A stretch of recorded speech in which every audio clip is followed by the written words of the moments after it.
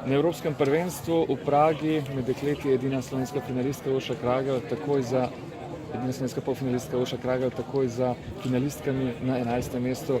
Urša, kaj bi rekli o današnji vožnji? Načeloma sem hitra, to že vem, ampak preprosto sem se privoščila preveč napak. Vožnja na enem delu ni bila dovolj zbrana in tako je, 11. mesto. Če bi imela srečo, bi se uvrstila v finale, ampak s tem, kar sem pokazala, bi bila res sreča na tej strani. 6 kazenskih sekund, proga je zahtevna, vendar med polfinalistkami je bilo to med tistimi, ki imajo več. Ja, jaz sem imela, mislim, da najhitrejša s 3 dotiki sem bila. Res škoda še enega dodatnega dotika, če ne bi bila zanesljiva v finalu.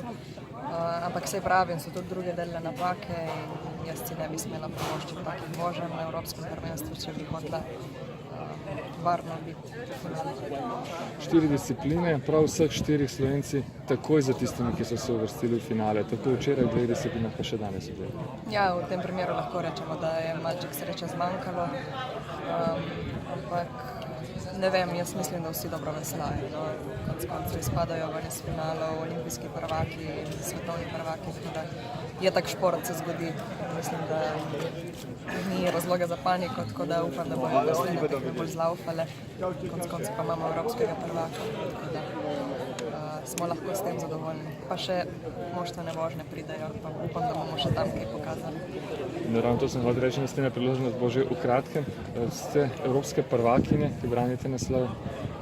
Ja, tukaj bo sigurno težje ga obraniti, ampak mi se bomo probali čim bolj zložiti, da odpeljemo eno dobro vožnjo in potem bomo videli, kako bojo druge vozile. Mislim, da če mi prikažemo eno lepo vožnjo, smo sigurno v igri za medaljo.